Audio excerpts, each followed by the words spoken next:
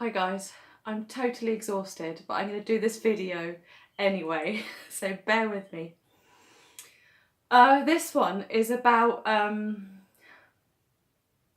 the food and different way that I am eating in the last 10 days. I'm on day 10 right now of a raw, astringent fruit diet.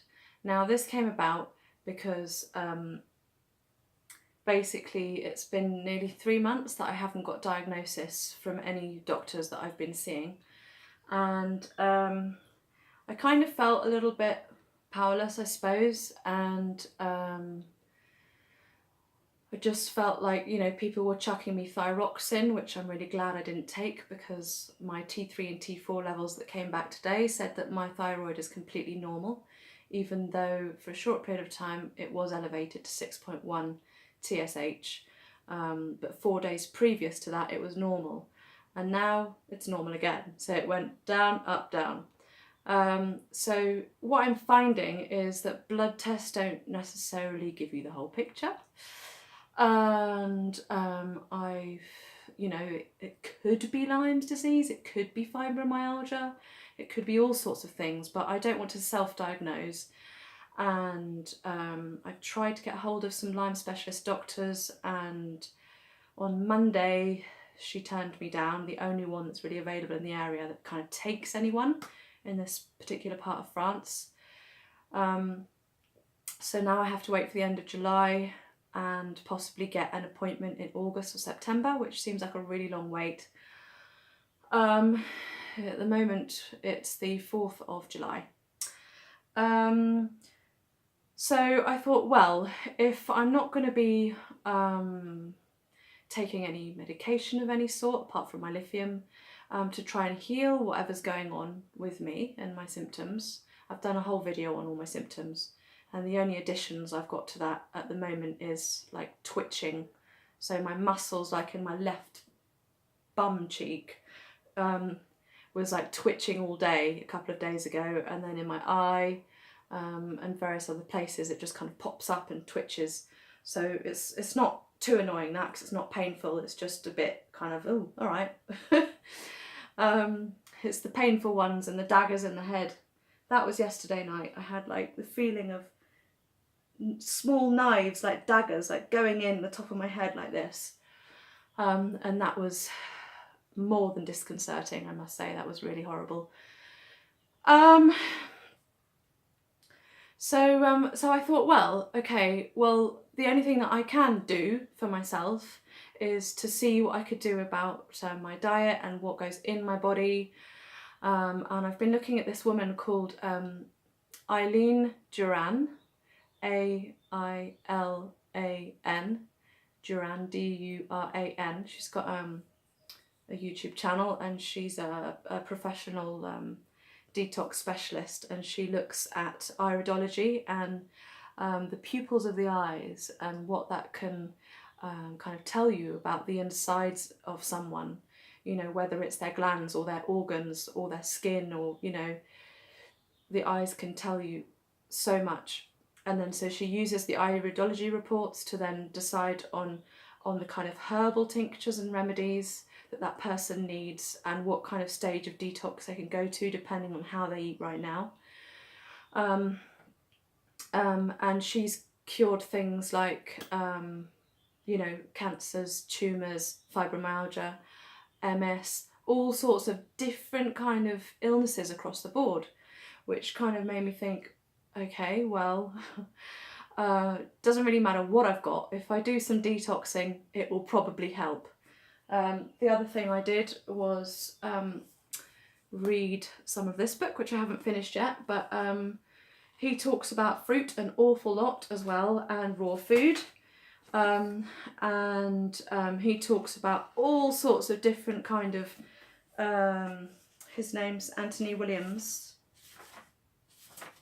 So illnesses like rheumatoid arthritis, which one of the doctors thought I might have at one point.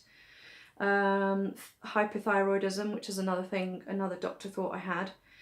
He talks about type 2 diabetes, adrenal fatigue, candida, migraines, shingles, post-traumatic stress disorder, depression, Lyme's disease, gut health, menopause, all sorts of different things. And, you know, he does suggest herbs, and he suggests a certain way of eating for just 21 days, I think it is. No, 28-day cleanse. But he includes a lot of vegetables in his protocol. And when Eileen was talking about food, she was saying that basically vegetables, because they're not astringent, they slow down the detoxing process. So I thought, right, well, I'm going to go for it a bit more full on. So today I had a whole watermelon with this lovely scoopy spoon. I had lots of oranges for breakfast. We got some, unfortunately, non-organic ones, but because they have a thicker skin, it doesn't matter as much if it's not organic. So I either squeeze them and have them as juice, or I kind of take the skin off and I eat them like that, or I blend them.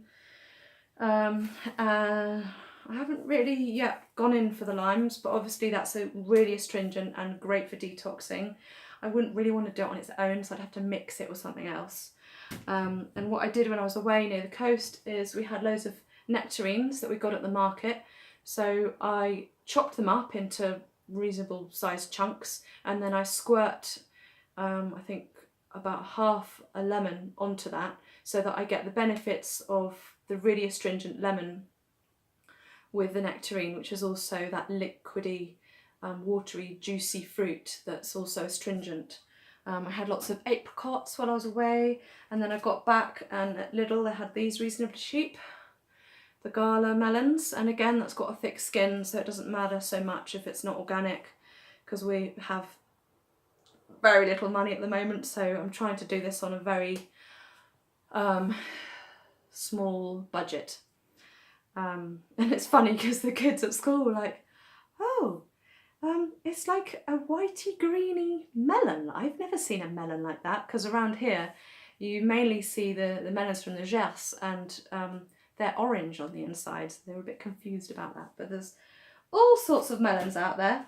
And then one of the best astringent things is raisins, so that is organic, and that's a really easy, quick way of getting in some calories, and it's already done for you. I don't have to spend ages juicing grapes.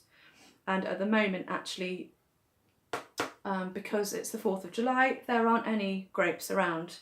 And I just told my next door neighbour this morning, who kindly took me to the doctor, I said, when do your grapes become ripe? Because he's got them all over his house, these little tiny, very tasty green grapes. And he said, end of August. And I said, okay, end of August. I hope you don't mind, but I'm going to come and nick some of your grapes. So I'm looking forward to that. They're really delicious and local and organic, obviously. The other thing I'm doing is putting either oranges or lemon in my water. And this medical medium guy says that, you know, if you don't have a fancy filter and everything, what you basically need to do with your water is to make it come alive, because when it comes out of the tap, it's basically dead water. You know, it's gone through all sorts of processes to come out the tap. And he says an easy way to do it is just put in some fruit like that, like I just said, because basically when a lemon was growing, it took water in from the earth to make the fruit. So that water is live water that's gone to make the lemon. So when you put it in your water, it makes your water live again and give you lots of healing benefits and kind of qualities and aspects. So I've been doing that for quite a while since I read about it. Yeah, I think the key thing is just to take in enough of that kind of fruit to be kind of strong and energetic. I definitely have had some detox symptoms. One day I had a couple of whitehead spots under my nose, and I never get whiteheads, not since I was a teenager. So I was like, what's this? And I had a weird hard lump. Well, I've still got it a bit on my temple. So I feel like that's just kind of getting some of the toxins out of my skin. It's just kind of coming out in different places. And obviously my elimination process has changed over the 10 days. It took about 2 days to kind of start eliminating kind of more easily and more readily. And then from that point onwards, everything's been much more liquid, which you'd expect from a load of fruit. But I think that's good because it's basically just cleaning out all of your intestines, all of your colon, and you still go.